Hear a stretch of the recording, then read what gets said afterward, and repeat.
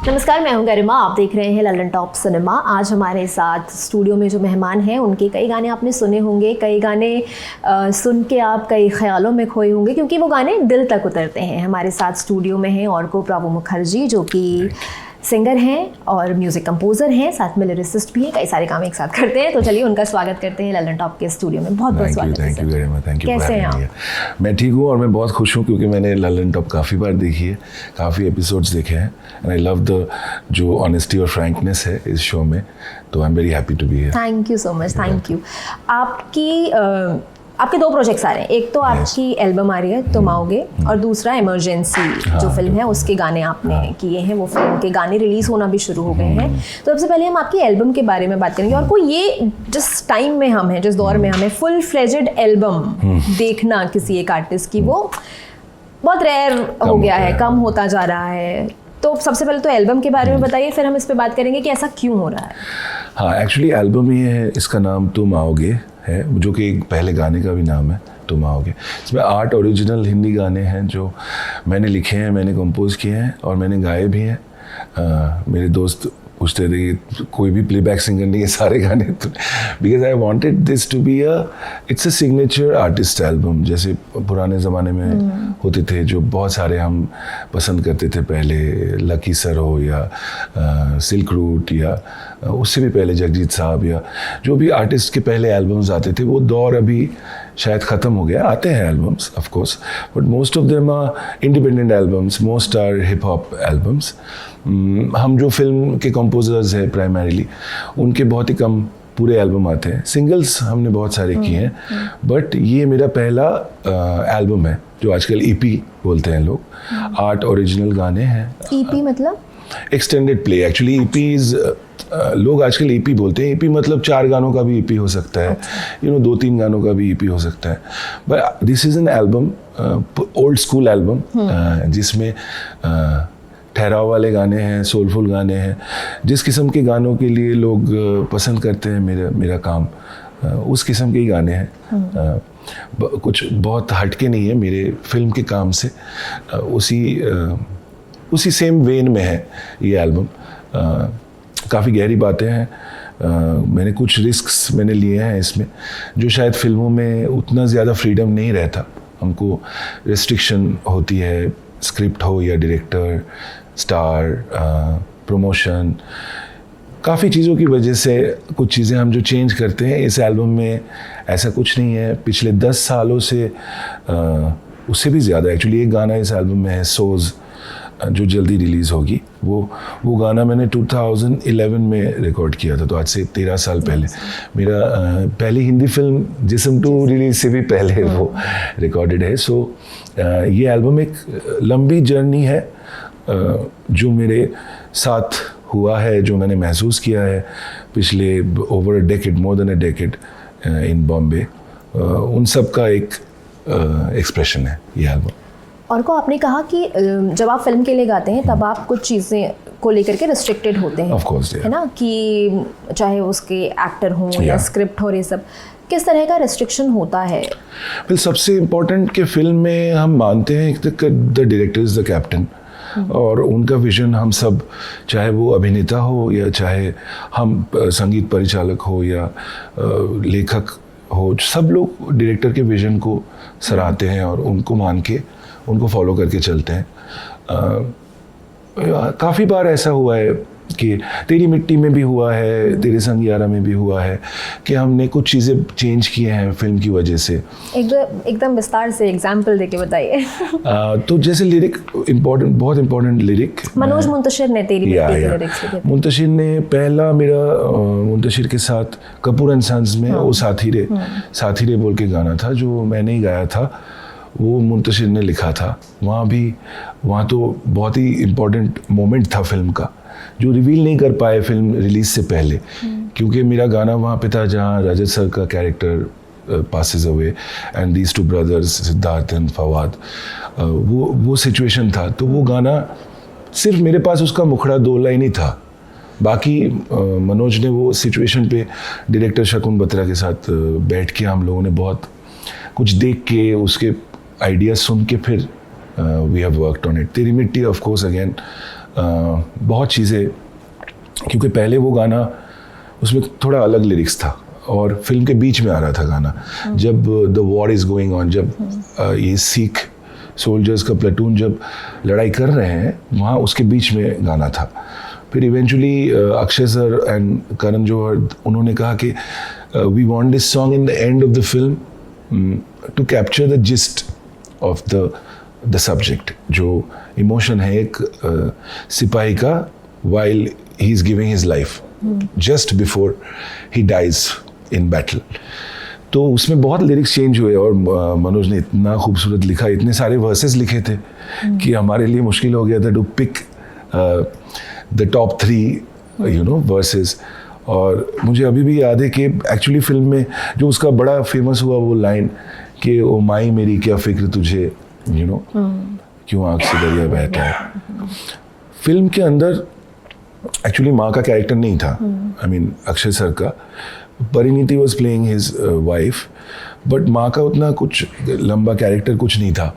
तो उस बात पे भी बात हो रही थी कि अगर एक फिल्म के साथ हम एकदम टोटली जस्टिस करें तो उसके दायरे में ही रहना पड़ता है, बट कुछ लिबर्टीज बिकॉज बात इतनी बड़ी है।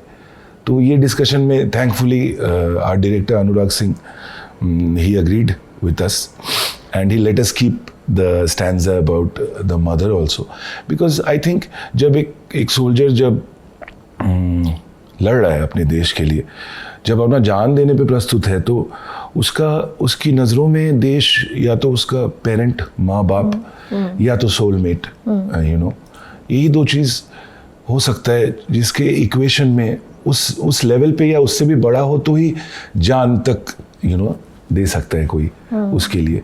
तो मुझे लगता है इन रेट्रोस्पेक्ट बहुत अच्छा हुआ कि वो लाइन हमको निकालना नहीं पड़ा गाने से।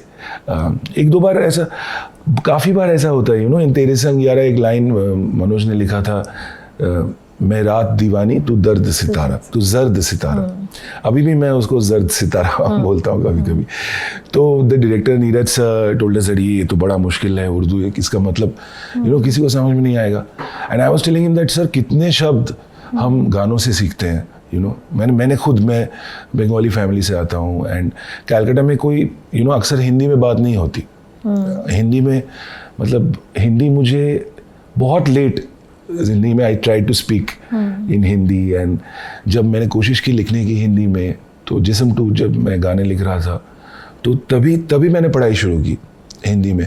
सारे जो अमेजिंग कवि और लेखक है उनके फिल्मों के गीत या शायर, उनके बुक्स मैंने खरीद के पढ़ के थोड़ा सा अभी भी वो चल रहा है मामला, बट बहुत लेट हमने सीखना शुरू किया। इनफैक्ट ये कहा भी जाता है कि आपको अगर अपना तलफ़ुज़ साफ़ करना हो, अपने प्रोनाउंसिएशन पे काम करना हो, तो हिंदी गाने सुनो और साथ में उन्हें गाओ, क्योंकि हमें कई ऐसे शब्द उसमें से मिलते हैं जो हमने शायद अपनी आम जिंदगी में और मतलब भी बहुत सारे गुलजार साहब के गानों से, जावेद साहब के गानों से कितने शब्द सीखे हैं। तो I think it's also educating medium, not just entertaining. हम अभी बात कर रहे थे तेरी मिट्टी और डायरेक्टर्स के इन्वॉल्वमेंट की। इमरजेंसी के गाने भी आपने किए हैं, आपने कंपोज किया, एक गाना आ भी गया है। मैं ये समझना चाहती हूँ कि एक डायरेक्टर का कितना इन्वॉल्वमेंट होता है। कंगना की अगर मैं खास करके बात करूँ तो कंगना के लिए कहा जाता है कि वो अपने सेट के हर काम में इन्वॉल्व रखती हैं खुद को। ट्रू बिकॉज इस फिल्म में she is director, producer, she is the protagonist, और to play Indira Gandhi who is much senior to Kangna, I mean she's a fantastic actress। हम सबको पता है, हमने कितने फिल्मों में देखा है उनका बेहतरीन काम, पर इस फिल्म में उनका टोटल कंट्रोल रहा है। और जीवी ने फिल्म के बैकग्राउंड स्कोर किया है, गाने किए हैं। और मैं जब मनोज के साथ कंगना से मिलने गया था उनके घर पे, तो तभी it was like the film का म्यूज़िक आधा हुआ था, और फिल्म में कोई ऐसा जगह नहीं है कि आप ड्रीम सीक्वेंस में चले गए या कोई लव स्टोरी दर्शाते हुए गाना हो रहा है, ऐसा कुछ नहीं है। सारे गाने फिल्म के साथ जुड़े हुए हैं। तो हैट्स ऑफ टू जीवी also for doing such a great job on the. बड़ा मुश्किल होता है इतने रेस्ट्रिक्शन में विदाउट कॉम्प्रोमाइजिंग एक अच्छा गाना बनाना। मेरे लिए काम थोड़ा सा ईजियर था जीवी से, क्योंकि मेरा जो गाना है वो again the brief is a little bit like तेरी मिट्टी और देश मेरे, एक देश की तरफ आपका जो मोहब्बत है और जो श्रद्धा है वो दर्शाते हुए गाना है। और ये again it's a tribute, it's an ode to your motherland. तो और मनोज का जो ये कविता मेरे पास था काफ़ी टाइम से, जिस पे मैंने ये कॉम्पोजिशन बनाया। काफ़ी कविताएं मेरे पास हैं मनोज के जो एक से एक बेहतरीन है, but sometimes they lend themselves to a perfect song, sometimes वो कविता के रूप में ही खूबसूरत है। हाँ। अच्छा, हम आर्टिस्ट की अगर बात करें, जैसे एक्टर्स की बात करें, अभी आपने बोला कि अक्षय कुमार ने और करण ने दोनों ने कॉल लिया कि गाने को एंड में लगाते हैं। राजेश खन्ना साहब की एक आदत हुआ करती थी कि वो अपनी फिल्मों के गाने जब रिकॉर्ड होते थे तो वो जाते थे वहाँ पर सुनने के लिए रिकॉर्डिंग, और वो इन्वॉल्व रहते थे। आपने कई एक्टर्स के साथ काम किया है, कौन है, क्या आज के समय में भी एक्टर्स उतना ही इन्वॉल्व रहते हैं म्यूजिक में, गानों में, या सिर्फ आके अपना परफॉर्म करके चले? नहीं, अक्षय सर मैंने काफ़ी फिल्में की हैं उनके साथ, तो उनके बारे में तो वो इन्वॉल्वमेंट है। अच्छा। मतलब काफ़ी बार ऐसा बिना फिल्म के भी गानों पे डिस्कशन हुआ है। मतलब ऐसे फ़ोन पे मैंने कोई गाना भेजा उनको, या उन्होंने कहा कि एक मुझे गाना भेज ऐसा इस जोन में, या वो गाने जैसा मेहरबानी पहली वाज द फर्स्ट सॉन्ग जो अक्षय सर के लिए मैंने बनाया था। जुबिन का भी वो पहला गाना था, जबकि वो रिलीज़ हुआ, जुबिन का सेकंड रिलीज़ हुआ वो, बट वही जुबिन का पहला गाना रिकॉर्डेड था बॉम्बे में, जो देहरादून से आने के बाद। और वो गाने में भी अक्षय सर का हर गाने में एक्चुअली उनसे बातचीत हुई है, अबाउट तेरे संग यारा में भी एक अंतरा पे मुझे याद है बातचीत हुई है। गोल्ड में नैनों ने बांधी मेरा गाना था, उस पर भी उन्होंने कहा कि बंगाली वर्जन तू ही गाना, क्योंकि उसका प्रमोशन भी मैं, अक्षय सर, मौनी, हम लोग एक साथ गए थे, कैलकाटा में प्रमोशन हुआ था उस फिल्म का, क्योंकि स्टोरी बंगाल की का प्रोटैगनिस्ट था उस फिल्म का। काफ़ी बार ऐसा हुआ है that so he is involved. क्या वो लिरिक्स भी चेंज कराते हैं या सिर्फ? हाँ, लिरिक्स पे बातें हुई हैं, काफ़ी बार बातें हुई हैं। तेरे संग यारा में बातें हुई हैं लिरिक्स पे, और तो कुछ चेंज करवाया उन्होंने? हाँ, वो सजेस्ट करते हैं, उनका इन्वॉल्वमेंट है म्यूज़िक में। उनके पास काफ़ी सारे गाने का बैंक है अक्षय सर के पास, जो अभी तक मतलब रिलीज़ नहीं हुए, जो उनको बड़ा पसंद है। उन्होंने उनके घर पे मुझे सुनाया था एक बार कुछ गाने, पुराने गाने भी हैं उनके पास, माने जो 10-15 साल पहले उन्होंने सोर्स किए, उनको पसंद आया तो उन्होंने रखा, जो अभी तक मौका नहीं मिला शायद उनको रिलीज़ करने का। तो यस, उनका बड़ा इन्वॉल्वमेंट है म्यूज़िक में। जब मेरी पहली फिल्म थी Jism 2, Pooja Bhatt and Mahesh Bhatt, they are very musical people, आपको पता है। तो उनका तो हर एक मतलब एवरीथिंग, हर चीज़ में उनका इन्वॉल्वमेंट होता था। Then directors, I think directors are always involved with music, वो तो हमेशा ही है, क्योंकि वो गाने फिल्म के साथ जुड़ के गाना आ रहा है। बट एक्टर्स में Akshay sir is definitely always involved. मतलब हर गाना, ऐसा कभी नहीं हुआ कि मैंने उनके लिए गाना बनाया और उस पर बातचीत नहीं हुई। अच्छा। उनके साथ तो उनका डेफिनेटली बहुत इन्वॉल्वमेंट रहता है। आयुष्मान का रहता है, वो खुद भी सिंगर है, तो बरेली की बर्फी में काफ़ी डिस्कशंस हुए। एंड और who else, who are the other actors, I'll tell you. Like in this case, Kangna ma'am, because Kangna is in total control of the film.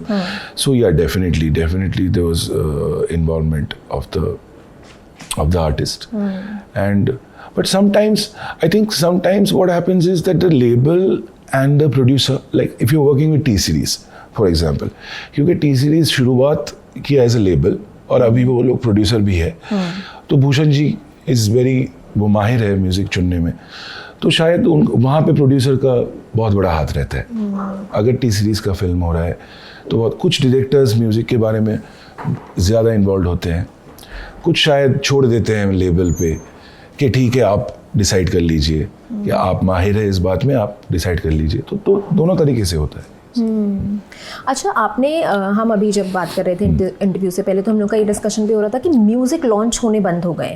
ये इमरजेंसी का म्यूजिक लॉन्च ज़रूर हुआ है, लेकिन अब क्या होता है, फिल्मों के ट्रेलर लॉन्च होते हैं, टीजर लॉन्च होते हैं, ऐसे मीडिया इवेंट रख लिए जाते हैं, लेकिन म्यूजिक लॉन्च होना बंद हो गए। और उस मंच पे भी, ट्रेलर लॉन्च के मंच पे भी बहुत रेयर ऐसा होता है कि आपको म्यूजिक कंपोजर और सिंगर वहाँ पर मंच पे दिखाई दे। So how does that feel, क्योंकि फिल्मों को प्रमोट कई बार गानों के जरिए ही किया जाता है True. कि फिल्म से पहले उसके गाने ज्यादा चल जाते हैं, Yes, लेकिन जब बारी आती है क्रेडिट देने की या सामने से उनको प्रस्तुत करने की तो वो नहीं हो पाता। वेल शायद डिजिटलाइजेशन के बाद ये क्लियर हो गया है कि गाने फिल्म के बिना चलते हैं। ऐसा नहीं है कि हिट फिल्म के ही गाने सिर्फ हिट होते हैं। इनफैक्ट पिछले 2-3 साल में आपने देखे होंगे कि काफ़ी गाने हैं जो नॉन फिल्म आर्टिस्ट से, नए आर्टिस्ट है, वो किंग हो या अनूप जैन का एक मैंने गाना सुना, हुस्न, बहुत प्यारा गाना है, और ये सब नॉन फिल्म गाने हैं और बहुत सक्सेसफुल गाने हैं। ऐसे सक्सेसफुल आर्टिस्ट है जिन्होंने कोई फिल्म ही नहीं की, बट उनका एक वजूद है, उनके गाने सुने जाते हैं, उनके फैंस हैं बाकायदा। तो मुझे नहीं लगता कि उतना ज़्यादा डिपेंडेंस है। जब मैं आया था बॉम्बे 2008-9 में, तब बॉलीवुड ही था गानों के लिए, there was no indie pop, और there was no artist coming from Instagram, और there was no new boy making debut from YouTube. तो फिल्म सेंट्रिक ही था पूरा चीज़, फिल्म सेंट्रिक था। अभी वो बदल गया है, स्लोली बदल, और भी बदलेगा, और ये अच्छी बात है क्योंकि music should not be dependent on film. जहाँ तक क्रेडिट की बात है तो मुझे लगता है कि म्यूज़िक इंडस्ट्री एक अपने आप कंजम्पशन बहुत हाई है। Spotify and Apple and these companies have made a big difference to the whole game in the last few years.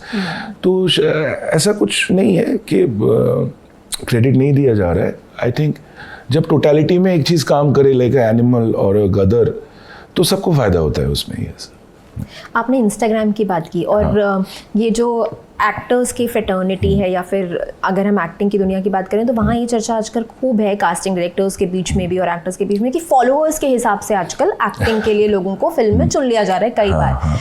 अब ये म्यूजिक में भी होने लगा है धीरे धीरे, कि अगर अच्छा एक किसी का फॉलोवर ज़्यादा है तो उससे गाना गवा लिया जाएगा ताकि वो उनके फॉलोवर बेसिस पे गाना। क्या आपको लगता है कि ये सही है? क्या आपने कभी ये फेस किया है, अभी भी करते हैं, और ये बात बहुत सच है। और क्योंकि कंपनीज, म्यूज़िक लेबल्स को लगता है कि ट्रैक्शन आता है उसमें, एक it's kind of promotion basically. क्योंकि सपोज अगर मैं अभी विशाल, जो मेरे भाई जैसा है, विशाल is doing so well, Vishal Mishra की बात कर रहा हूँ मैं, और अगर विशाल एक गाना गाए तो उसका अभी फ़ैन फॉलोइंग इतना हाई है, सब लोग नोटिस कर रहे हैं उसका काम, तो एक उसमें आई बॉल्स गार्नर करने का एक एडवांटेज होता है। बट ये गाने को क्या हिट बनाता है, तो मैं I can not say that happens. ऐसा नहीं हो सकता। ये हो सकता है कि प्लेलिस्टिंग एक टर्म है, कि अगर एक गाने में सपोज कंपोज़र है, मैंने कंपोज किया है, मुंतशिर ने लिखा है, और सपोज जुबिन ने गाया, या जुबिन और विशाल दोनों ने गाया, तो सबके प्लेलिस्ट में जा रहा है। वो एक एडवांटेज है, वो मैं मानता हूँ। बट ये चीज़ क्या गाने को बड़ा माने हिट बनाता है? For sure no, I don't think so. Numbers हो सकता है दिला दे, लेकिन वो मेमोरी में जगह शायद ना दिला पाए। शुरुआत में अटेंशन मिल जाएगी, इस चीज़ से अटेंशन मिल जाएगी। जब मैं ये एल्बम कर रहा था, तो क्योंकि मेरा एक और एल्बम आएगा अभी इसके बाद जिसमें सारे सिंगर्स हैं, और यार सारे मेरे दोस्त हैं उसमें, almost all big playback singers are there, big writers are there, उसमें बहुत लोग हैं उस एल्बम में, तो वो प्रमोट करना ईजियर होगा क्योंकि उसमें बहुत सारे स्टार्स हैं, और वो सारे स्टार्स का मिला के अगर आप फॉलोइंग देखें या उनका स्पॉटिफाई देखें तो वो एक बहुत मैसिव नंबर बन जाता है। Like if Arijit sings a song, तो एक बहुत अटेंशन शुरुआत में बहुत ज़्यादा मिलेगी, but it will not guarantee a hit. Correct. अच्छा, ये हम बात कर रहे हैं रील्स की। हमारी आदत हो गई है कि आप बस 10 मिनट फ़ोन लीजिए तो आप कम से कम 50-60 रील्स उस 10 मिनट में देख लेते हैं, और ये जो टाइम स्पैन है हमारा कंटेंट कंज्यूम करने का, वो बहुत कम होता जा रहा है। हमको सबको जब छोटा छोटा चाहिए 30 से 60 सेकंड के बीच में। इस चक्कर में क्या होता है कि गाने की एक हुक लाइन बनाई जाती है जिस पे अच्छे से काम किया जाता है, वो रील में वायरल होती है, लेकिन जब आप वो ओरिजिनल गाना सुनने जाते हैं तो आपको उसमें मज़ा नहीं आता है। तो आपको लगता है कि वो एसेंस को ख़त्म कर रहा है? इंटरेस्टिंग पॉइंट ये यू हैव मेंशन्ड ये एक्चुअली मुझे किसी ने बोला नहीं, पहली बार आप बोल रहे हैं कि जब हम चेक कर रहे हैं एंड वे स्वैपिंग मैं भी करता हूँ, मीम्स हो या रील्स हो, ये काफ़ी मज़ेदार है, काफ़ी चीज़ें, काफ़ी कंटेंट आपको हंसाता है या क्यूरियोसिटी फैक्टर रेज करता है. But when you go and listen to the whole song, then you're disappointed. It's a very interesting point. Because see, this is not going to work in long term. Like I said, eyeballs मिल जाएंगे. अगर मैंने एक बहुत funny कुछ एक gimmick type चीज़ किया जो देखने में बड़ा मज़ा आ रहा है सबको, मैं भी देखूंगा, आप भी देखेंगे, शायद मेरी मॉम भी देखेगी, बट वो याद नहीं रहता, वो लोगों के जहन में नहीं रहती वो बात. मेरी जो पहली फिल्म थी 2012 में रिलीज़ हुई, तो आज के जो कॉलेज स्टूडेंट्स है वो Jism 2 came when they were small kids, you know, तो तभी वो शायद ये सब गाने क्यों सुनेंगे. It was almost adult content और सीरियस उर्दू में गाना हो रहा है और यू नो यारियां अल्लाह वारियां एंड ऑल दैट. बट वो बच्चे अभी जो बड़े हो गए, अभी जो कॉलेज में हैं, हाई स्कूल में हैं, वो उनके कवर्स बना के मुझे भेज रहे हैं इंस्टाग्राम पे. तो यू नो बहुत खुशी मिलती है कि उनको उसके बारे में कुछ अच्छा लगा जो पुराना गाना है. It's not a new song. या जब एक लकी अली का शो सोल्ड आउट हो जाता है among college kids, you no, it's an amazing thing. Because जब लकी सर की रिलीज हुए एल्बम तो मैं कॉलेज में था, because I am much older now, but today's kids were like barely toddlers. तो आप जैसे ये बात कर रहे हैं ना कि अच्छा कंटेंट लोग कंज्यूम कर ही रहे हैं, क्योंकि वो आप छीन नहीं सकते किसी से. अगर गाना अच्छा है, भले ही वो धीरे धीरे रफ्तार पकड़े, लेकिन वो लोगों के जहन में बैठेगा. मैं प्यारेलाल जी का एक इंटरव्यू सुन रही थी, उसमें उन्होंने कहा था कि आप ऑडियंस को अच्छा कंटेंट दोगे, वो देखेंगे, सुनेंगे, अप्रिशिएट करेंगे, लेकिन अगर आप उन्हें कम अच्छा कंटेंट दोगे या कुछ ऐसे कम स्तर का कंटेंट दोगे तो उनके पास कोई चॉइस नहीं है. वो सुनेंगे उसको भी. सेम अभी हनी सिंह आए थे, उन्होंने भी ये कहा कि एक समय ऐसा था, मुझे नहीं पता मैं कैसे गाने बनाया था, ब्लू है, पानी पानी, लुंगी डांस, वो खुद एक्सेप्ट कर रहे हैं इस चीज को कि क्या था वो, लेकिन उससे रॉयल्टी आ रही है उन्हें आज. Of course. एक्चुअली हनी का जो ये पहली फिल्म थी, and I remember when I met him, Yaariyan film थी, पहली फिल्म में उसका गाना आया था. उससे पहले ऑलरेडी वो हिट हो चुका था और मेरी दूसरी फिल्म थी यारियां. तो हम लोग वो जब नॉमिनेट हो रहे थे तो सब एक साथ नॉमिनेट हो रहे थे. प्रीतम दा का भी गाना था, मिथुन का भी था, मेरा, सबका एक एक गाना था यारियां फिल्म में.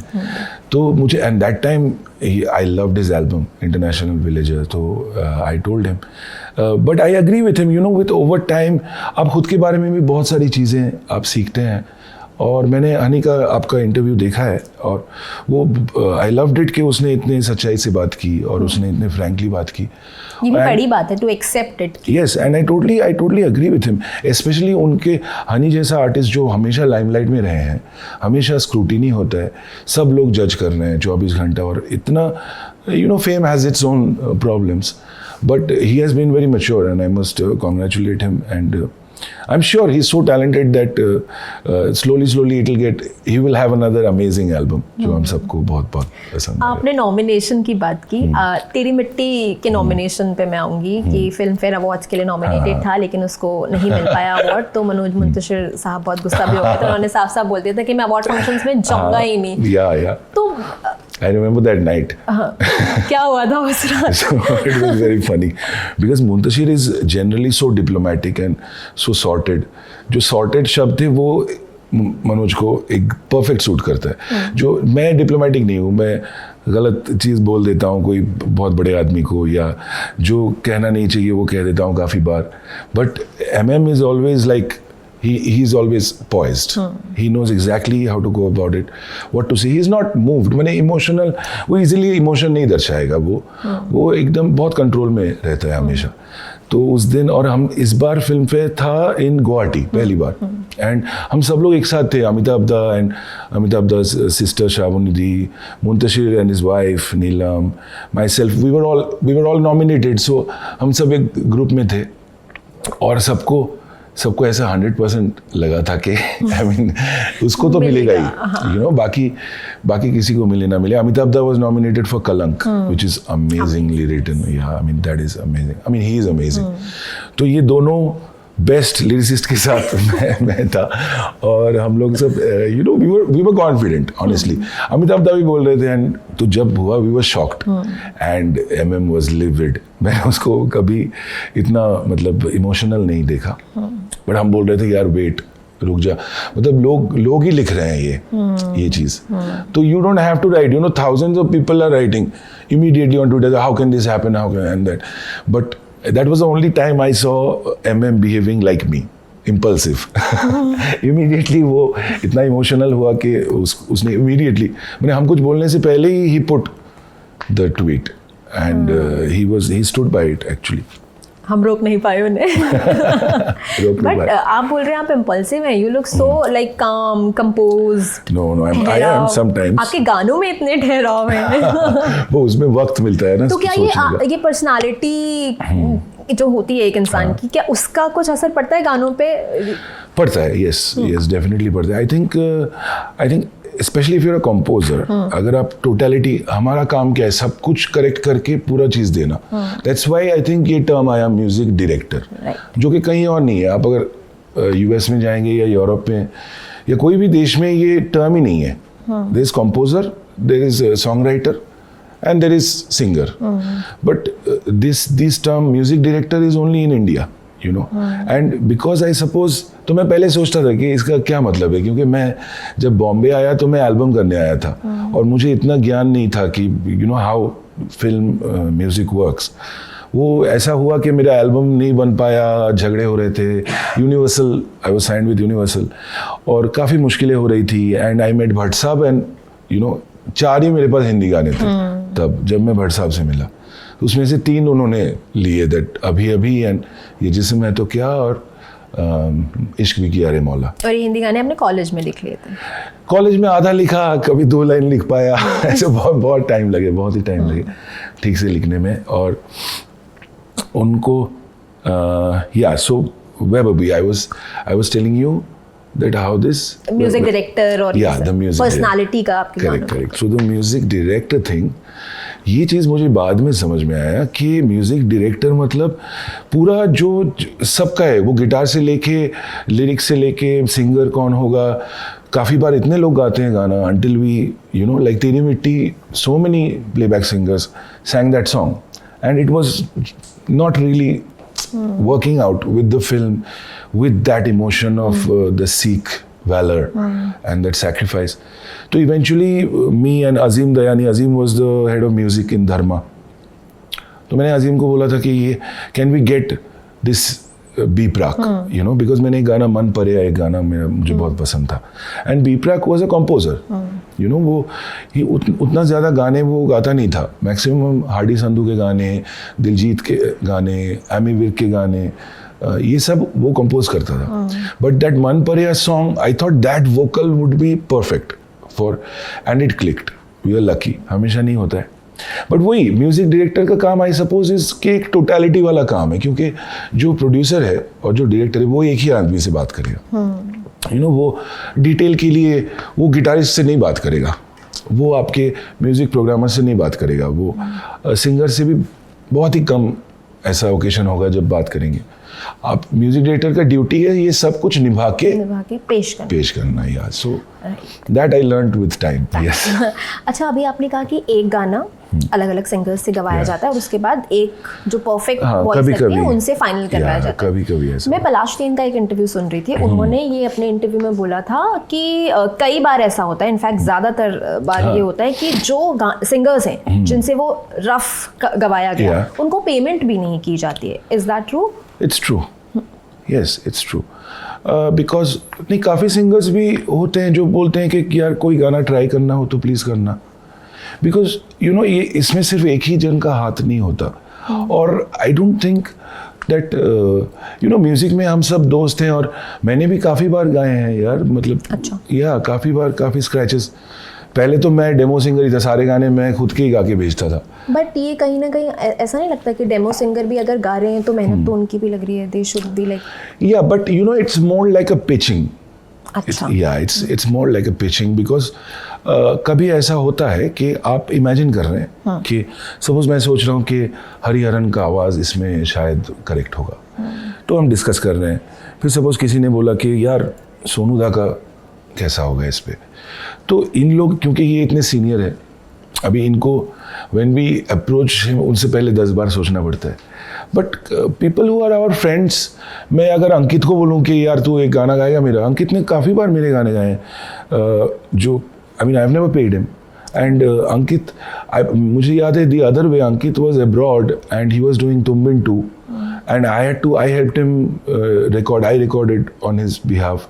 तो ऐसे दोस्ती, अमल, मैं, अंकित, जीदा, आई मीन हम लोग you know we are friends. So we it's a music is a, I mean music में ना ओनरशिप का कॉन्सेप्ट थोड़ा सा वेग है, यू नो. आई थिंक वो जितना आप बांटोगे और जितना खुले दिल से काम करोगे उतना बेहतर होता है. या हम इस इंडस्ट्री की क्यों की बात कर रहे हैं और इतना कुछ हमने सुना है इस इंडस्ट्री में काम करने वाले लोगों से. एक टर्म काफ़ी चर्चा में आया था बीच में, म्यूज़िक माफिया. अच्छा. सोनू निगम ने भी इसका जिक्र किया था. अच्छा. फिर पलाश ने भी उनको सपोर्ट किया था इस अच्छा. चीज़ को लेकर के. क्या है ये टर्म और क्या वाकई कोई म्यूज़िक माफिया ऐसा कुछ है जो काम कर रहा है? आई डोंट थिंक सो. ऐसा कुछ नहीं है. तभी उनका रिलेशनशिप अच्छा नहीं चल रहा था किसी के साथ, तो शायद उन्होंने ऐसा बोला. बट ठीक हो जाता है. अभी फिर से रिलेशन क्या होता है, कभी किसी के साथ, I mean in long term relation आपका कभी झगड़ा हो ही सकता है, you know for a particular topic. फिर बाद में you know you can patch up. It's like fighting and patching up, you know, so that happens. But music mafia ऐसा कुछ, no, I think that's too harsh a word. ऐसा कुछ नहीं है. काफ़ी बड़े लेबल्स हैं हमारे देश में, हमेशा ही रहे हैं, और बिना बड़े लेबल्स के भी काफ़ी गाने सुपर हिट है. जैसे मैं कह रहा था वो इंडिपेंडेंट, आजकल इंडिपेंडेंट गाने भी सुपर हिट होते हैं जिसमें शायद बड़े लेबल इन्वॉल्व ना हो, वो बाद में लेबल वो एक्वायर करता है गाना.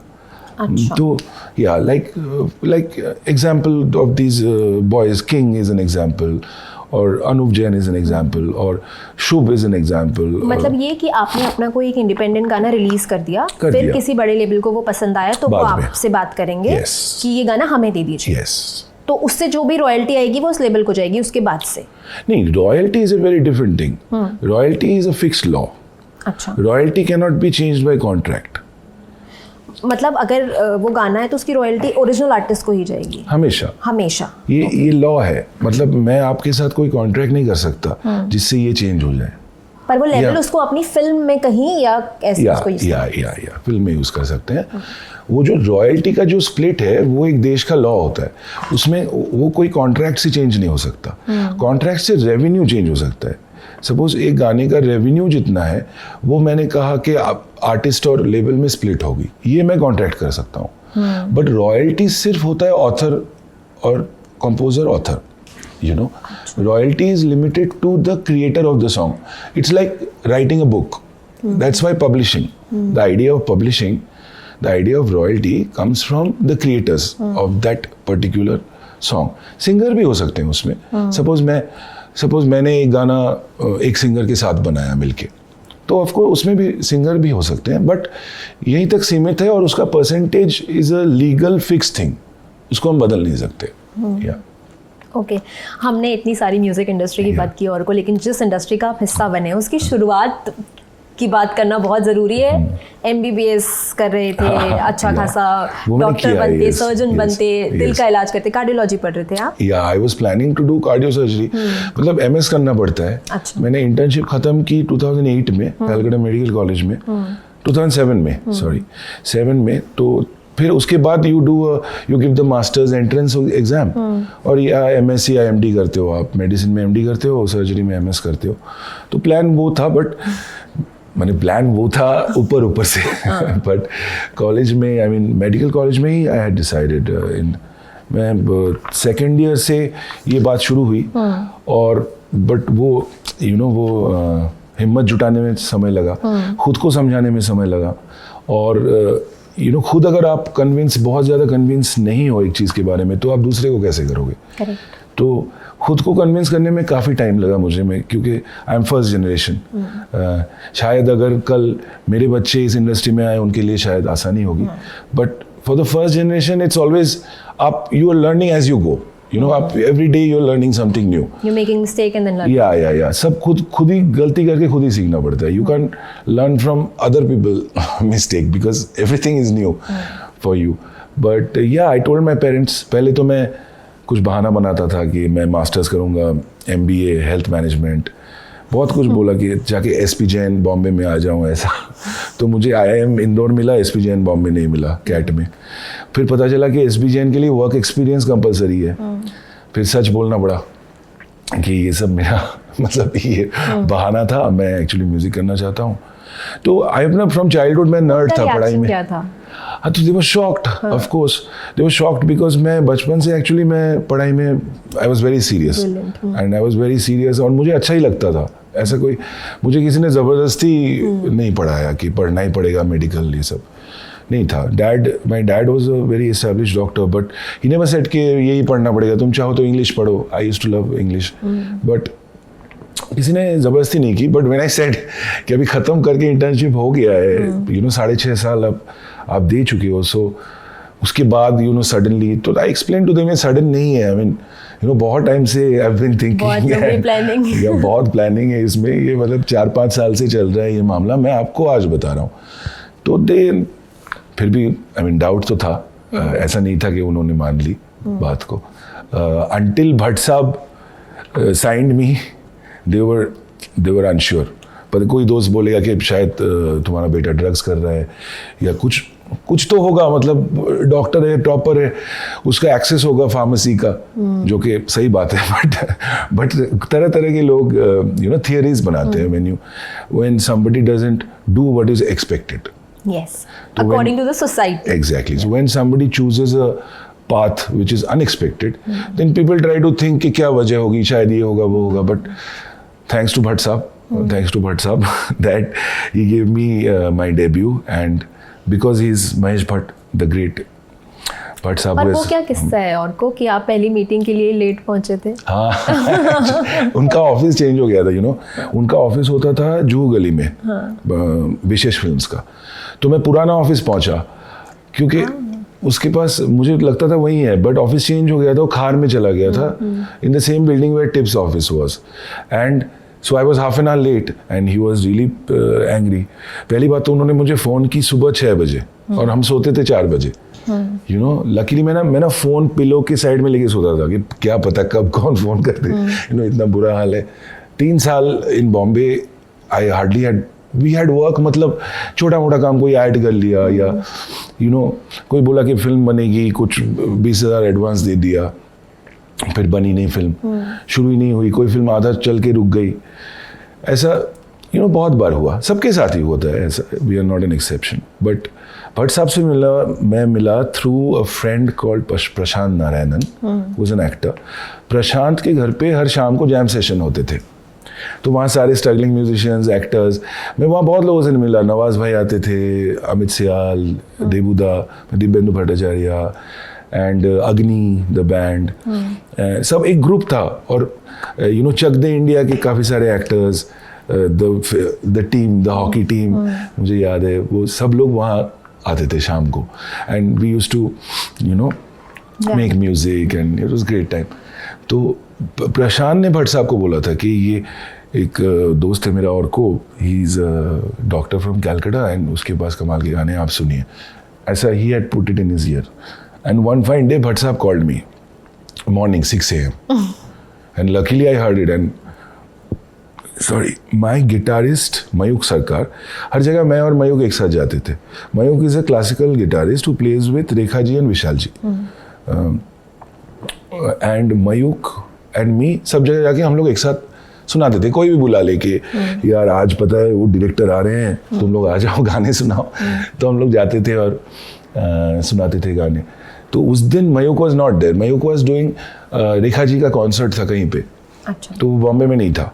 अभी मैं भट्ट साहब को क्या बोलूँ कि मैं कल आऊँ या परसों आऊँ, ऐसा थोड़ी होगा। He is called me and he is called me like morning 11। तो मैं गया ऑटो में एंड मैं गलत जगह पे गया, लेट हो गया। और मैं जब लेट पहुंचा तो उनके असिस्टेंट, तभी जन्नत फिल्म चल रही थी, केडी था, कुणाल देशमुख, एंड वो लोग थे ऑफिस में सब। तो उसने आके बोला कि you are late, give your CD and Bhatt sahab is busy. तो आई सेड यार this is not possible, CD तो मैं ड्राइवर से भी भिजवा सकता हूँ, CD के लिए मुझे आने की क्या जरूरत है, एक मीटिंग तो देना पड़ेगा, I am late, I am sorry, but please give me like 10 minutes।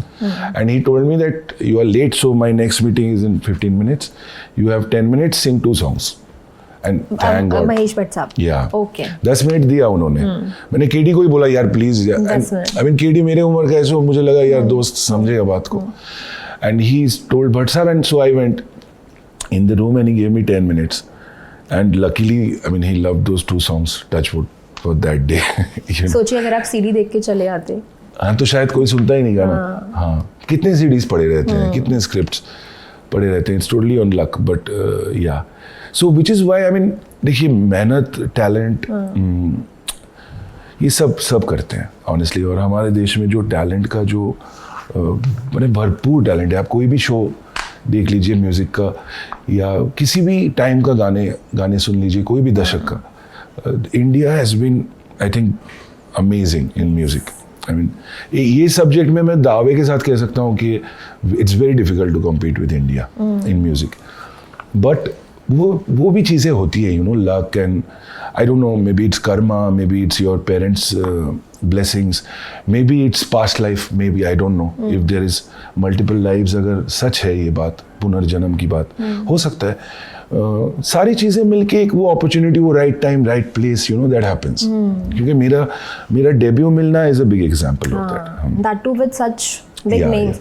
अच्छा ये कितना रहता है और को, जैसे क्या ये होता है सिंगर्स के अंदर कि जैसे एक्टर्स में होता है मुझे इस डायरेक्टर के साथ काम करना है मुझे, तो किसी सिंगर के अंदर ये होता है कि मुझे इस एक्टर के लिए गाना है या मैं इस एक्टर को अपनी आवाज़ देना चाहती हूँ, ऐसे आपके अंदर भी कुछ है इच्छा? या डेफिनेटली होता है। जैसे कुछ लोग मैंने इतनी शिद्दत से लिपसिंक करते हैं और गाने में इतना उसको लेवल ऊपर कर देते हैं। मुझे लगता है the great Amitabh Bachchan sir, Amit ji का पुराने जितने भी गाने, आज भी अगर आप एक गाना देखें, वो साथी रे तेरे बिना भी क्या जीना, या मंजिलें अपनी जगह है, रास्ते अपनी जगह, मैंने अनएंडिंग एग्जाम्पल्स है जो वो गाने को वो परफॉर्मेंस से लिफ्ट कर देते हैं। मुझे लगता है अभी अगर लिपसिंग की बात हो या अगर मेरे टाइप की म्यूजिक की बात हो, इट इज़ रणबीर कपूर, मुझे लगता है। तो अभी तक I have not worked with Ranbir Kapoor, so I hope that someday some song he is there, because I think he does a fantastic job of lip sync, especially after Rockstar. I have a soft corner for that film. Yes. वो film भी उतनी ही प्यारी है, वो गाने भी उतने ही प्यारे हैं। Yes, of course. तो मतलब आप जब इस इंडस्ट्री में आए थे, एंटर किया आपने अपने विशेष फिल्म्स में, आपकी मुलाकात हुई महेश भट्ट साहब से, तो क्या कभी फिल्म की सेट्स पे जाना, शूटिंग देखना, ये सब हुआ? पहला सेट याद है आपको जब आप किसी फिल्म के सेट पे गए? उससे पहले भी गया हूँ मैं। अच्छा पहले भी गए? हाँ। कौन से सेट पे सबसे पहले आपने शूटिंग देखी थी? पहला शूटिंग मैंने देखी थी महबूब स्टूडियोज में। आई हैड गॉन एंड मेरे दोस्त ही लेके गए थे, Prashant and all were there, and I think they were shooting Vicky Donor और सम, अच्छा आयुष्मान खुराना, या समथिंग लाइक दैट। मैंने मेरा कुछ लेना देना नहीं था उस फिल्म से, बट लोग ऐसे दोस्त के साथ गए थे हम, and there were 2 or 3 films जिनके सेट्स पे मैं पहले ही जा चुका हूँ थ्रू माय एक्टर फ्रेंड्स या कोई लेखक writer friends. I used to have lot of writer friends, तो उनके साथ मैं जाता था। प्रशांत के साथ गया हूँ मैं सेट्स पे। बट मेरी फिल्म जिस्म 2, एक्चुअली जिस्म 2 के वक्त पूजा भट्ट और Dino Morea were the producers, उनसे काफ़ी दोस्ती हुई, and Randeep Hooda was there, Arunoday was there, उनसे भी दोस्ती हुई, सनी, एंड तो वो उनका ग्रुप के साथ बहुत मिलते थे हम डीनो के घर पे इन खार। सो वो सबसे काफ़ी टाइम भी spend on that film, and debut, मेरा भी डेब्यू था, सनी का भी डेब्यू था, डीनो का भी डेब्यू था एज प्रोड्यूसर, निगम बॉम्सन का डेब्यू था एज DOP। तो माहौल बहुत बड़ा अच्छा था, मतलब उतना फिल्मी माहौल नहीं था, बड़ा कैजुअल चिलिंग टाइप का जोन था, and we were all very happy. I remember those times. Yes. अच्छा वो कौन सा गाना है? और को मतलब आपने कई गाने लिखे हैं, कई आपने लिखे भी हैं और गाए भी हैं, कई आपने कंपोज भी किए हैं, गाए। वो कौन सा ऐसा गाना था जिसको सुन के, मतलब तेरी मिट्टी तो है ही, उसके अलावा आपको लगा हो कि I have arrived? I have arrived, ये वाला इमोशन ना मुझे कभी आया नहीं actually, but I think I got a lot of love for तेरे संग यारा।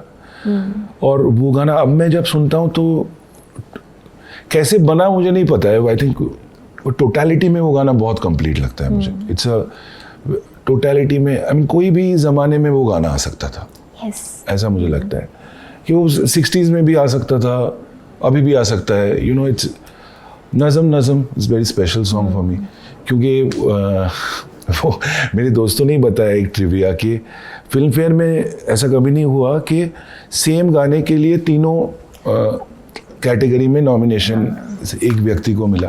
तो ये मुझे बाद में पता चला, तो मैं बहुत खुश था, क्योंकि मतलब सिंगिंग मैं तो कभी आई have not learned singing classical or anything. So for me it was a big thing to be nominated lyrics, music and singing for the same song.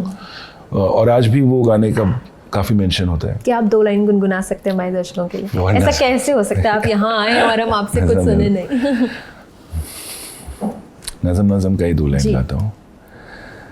हाथ थाम ले पिया, करते हैं वादा, अब से तू आरज़ू, तू ही है इरादा, मेरा नाम ले पिया, मैं तेरी रुबाई, तेरे ही तो पीछे पीछे बरसात आई, बरसात आई, तू इत्र इत्र सा मेरे सांसों में ठहर जा, मैं फकीर तेरे कुर्बत का, तुझसे तू मांगू रे. हाउ ब्यूटीफुल, कितने खूबसूरत लिरिक्स हैं इस गाने के. Thank you so much. आपका मतलब अपने अलावा वो कौन सा गाना है जो आप ऐसे गुनगुनाते हैं या सुनते हैं, फेवरेट गाना in recent times? In recent times, thank you for the help.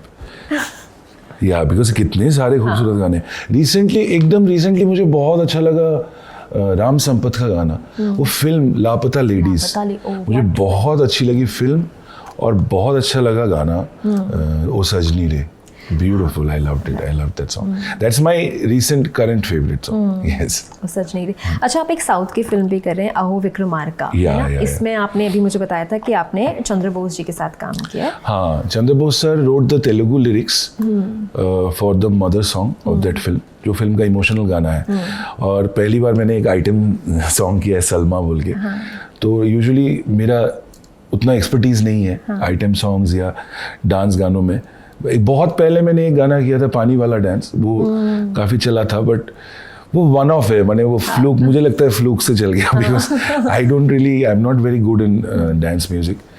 But this film I did an item song, I did a very serious sad song, I did a emotional mother song, और 5 languages में. तो bulk of work is very big, because director हमारे तेलुगु से हैं, Rajamouli sir के वो या chief assistant director हैं, तो अपने काम में माहिर है, बट लैंग्वेज का बहुत बड़ा गैप था. तो हमारे जो हीरो है वही प्रोड्यूसर है देव गिल, जो मगधीरा में विलन थे. तो वो राजामौली सर के अंडर साथ ही देव ने डेब्यू किया था, और काफ़ी फिल्में उसने की है साउथ में. ये पहली बार he is coming as a protagonist. And how is it like working with Oscar-winning lyricists? Yeah, that's a very special thing. In fact, the funny thing is, जब हम रिकॉर्ड कर रहे थे ये गाना, तो चंद्र बोस सर बॉम्बे आए थे, जहाँ हम रिकॉर्ड करते हैं स्टूडियो 504 में, और वायलिन स्ट्रिंग सेक्शन लाइव हो रहा था, और मैंने गाना गाया, जुबिन ने गाया, काल भैरव बोल के एक सिंगर है जो कि MM करीम के बेटे हैं, और वो खुद भी कंपोज़र है, खुद भी सिंगर है साउथ में. बहुत अच्छे काम करते हैं. उन्होंने तेलुगु वर्जन, तमिल वर्जन उन्होंने गाया, काल भैरव ने. सो आई रिमेंबर कि हम लोग सब एक साथ वी रिकॉर्डेड, और उसके अगले हफ्ते ये न्यूज़ आया ऑस्कर का. And we were all calling Chandra Bose sir and congratulating him, and they were flying to LA for the awards, and it was very special, very special. I mean, जब भी होता है, पहली बार जब हुआ था Slumdog में, तो भी इतना प्राउड फील होता है, you know. गाने तो वैसे देखा जाए तो मेरे हिसाब से तो India deserves 50 Oscar till now in music, but शुरू होने में वक्त लगा. अभी I hope there'll be more and more, many more. I think I saw Emergency and I saw Kangna's performance in the film. It's I mean, ज़्यादा नहीं होगा अगर कहें कि ऑस्कर के लायक है.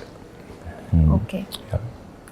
All right, thank you so much. Thank you so बहुत much, मज़ा आया मुझे yeah, आपसे मुझे भी बात बहुत करके, मज़ा आया। मतलब इतने सारे इंसाइट्स Yes. मिले मुझे, मेरी जानकारी में कई चीज़ों में इजाफा हुआ। Thank you so much. मुझे हम भी। उम्मीद करते हैं कि ऐसे कई एल्बम आप निकालें जिससे Yes, हम yes. आपके खूबसूरत गाने सुन पाएं। Thank you so much Garima, thank you.